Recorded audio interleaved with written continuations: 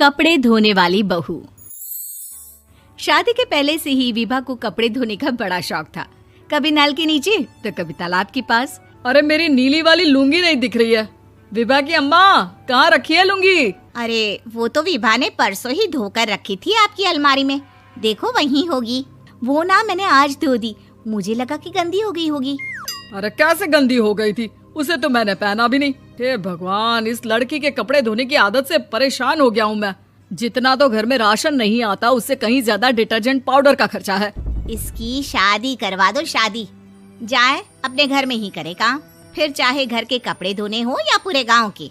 हाँ ठीक बोल रही हूँ, देखता हूँ मैं कोई लड़का। वो दिन भी आ जाता है जब विभा को देखने लड़के वाले आ जाते हैं। लड़की मुझे अच्छी लगी। होने वाली सास कहती है, बेटी अगर कुछ पूछना है तो पूछ लो। वैसे तो हमारी लड़की बहुत ही शर्मीली है, जो बोल दो वो मान लेती है, इसे क्या पूछना होगा।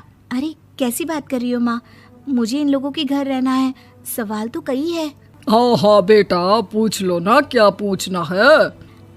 आप लोगों के घर कपड़े कौन धोता है? सास का मुंह बन जाता है। देखो, अगर तुम ये कहना चाहती हो कि तुम्हें कपड़े धोने नहीं आते तो सुन लो, कपड़े मैं ही धोती हूँ, लेकिन तुम्हारे आ जाने के बाद मैं रुमाल तक नहीं धोऊंगी। अरे चुप रहना भाग्यवान, बहू बेचारी घर आई नहीं, उसे डराना शुरू कर दिया। वो क्या है ना बिटिया, अभी तक तो ये कल्लू की माँ ही धोती थी, लेकिन अब तुम्हारे पापा तो दहेज में वॉशिंग मशीन देंगे ही। तभी विभा की माँ बोल पड़ती है, सवाल भी पूछा तो क्या। वैसे भाई साहब, मशीन की तो फिर भी कपड़े धोने की कैपेसिटी होती है। मतलब जो बिटिया दे रहे हैं ना विभा, इसे कपड़े धोने का बहुत शौक है। ये आप लोगों के क्या, आस पड़ोस गांव मोहल्ले सबके कपड़े धो दे और उफ तक ना करे। बाहर देखा नहीं आपने कितने कपड़े सूख रहे हैं? सब हमारी बिटिया ने ही तो धोए हैं। बस भी करो ना माँ, शर्म आ रही इतनी तारीफ सुनकर। और तो और एक दाग निकाल कर दिखाओ तो मान जाऊं। हाँ अच्छा, माफ करना बेटा, मैंने गलत समझा। हमें तो रिश्ता बहुत पसंद है। और ऐसे जुड़ जाता है रिश्ता कपड़े धोने का शौक रखने वाली विभा का। उसकी शादी हो जाती है कोयला फैक्ट्री में काम करने वाले कल्लू के साथ। शादी के बाद अचानक विभा चिल्लाती हुई सास के पास आती है। सासू माँ, अरे सासू माँ कहाँ है आप? ये तो धोखा है, धोखा दिया आप लोगों ने मुझे। इसे ससुर के चक्कर के बारे में पता चल गया। अरे तो उसमें तुझे क्यों धोखा मिला है? अरे नल में पानी नहीं आता, कपड़े कैसे कब धुलेंगे? अच्छा, तू पानी नहीं आ रहा उसकी बात कर रही है। तो आपने क्या सोचा? कुछ नहीं। अच्छा, तेरी माँ ने कहा था कि कपड़े धोने का शौक है तुझे, याद आया मुझे। शौक बोलकर कपड़े धोने वाले मेरे जुनून को कम ना आके सासू माँ, कपड़ा धोना मेरा गुरूर है। तभी पति भी वहाँ आ जाता है। अभी मैंने इसे सनी देओल की फिल्म दिखाई है, उसी के डायलॉग मार रही है माँ। अच्छा सुन, साफ साफ बता रही हूँ, पानी सुबह 4 से 6 और शाम को 10 से 12 आता है, समझी? विभा टाइमिंग सुनकर हैरान हो जाती है। ये क्या भूतों का मोहल्ला है? सुबह 4 बजे उठकर कौन कपड़े धोता है? 4 बजे टंकी में पानी जाता है, फिर सारा दिन धोना ना, किसने मना किया? अरे कैसी बात कर रही हैं? 200 लीटर की टंकी में कितने कपड़े धो लूंगी मैं? सुबह ही उठ जाऊंगी मैं। अब क्या था, विभा सुबह 4 से लेकर रात के 12 बजे तक कपड़े ही धोती रहती।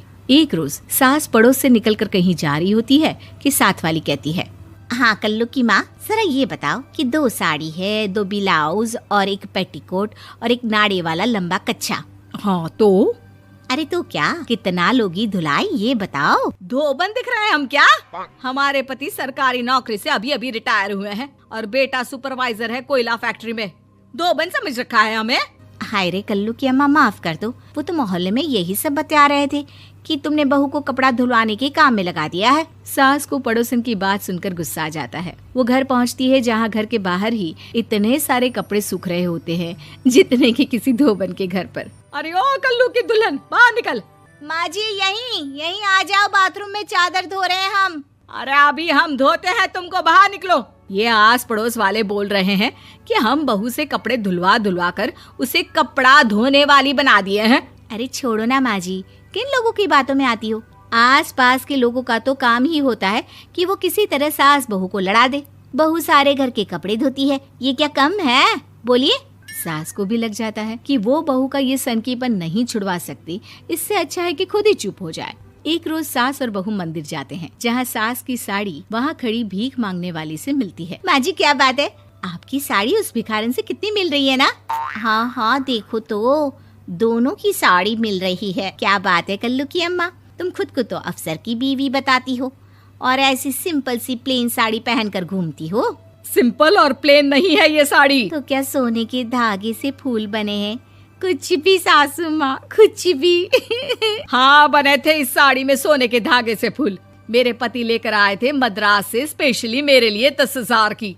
ताहे भाई साहब इस भिखारन के लिए भी सेम टू सेम साड़ी लेकर आए होंगे 10,000 की। सास उस वक्त कुछ नहीं कहती, लेकिन बहू के साथ घर आती है और अलमारी से एल्बम निकाल कर लाती है। ये साड़ी देख रही है, ये वही साड़ी है जिसे मैंने अभी पहना था। इस साड़ी में ये जो चमकदार फूल दिख रहे हैं ना, ये सोने के धागों से काढ़े गए हैं। लेकिन तू लोकल वॉशिंग मशीन ब्रश से घिस घिस कर सारे फूलों को निकाल कर साड़ी प्लेन कर दी। मुझे माफ कर दीजिए सासू माँ। और तो और, जब मैंने तुझे तेरी गलती के लिए कुछ नहीं कहा, लेकिन तूने तो सबके सामने मेरा मजाक ही बना दिया। क्यों? बहू को समझ में आ जाता है कि अब से उसका कपड़े धोना बंद।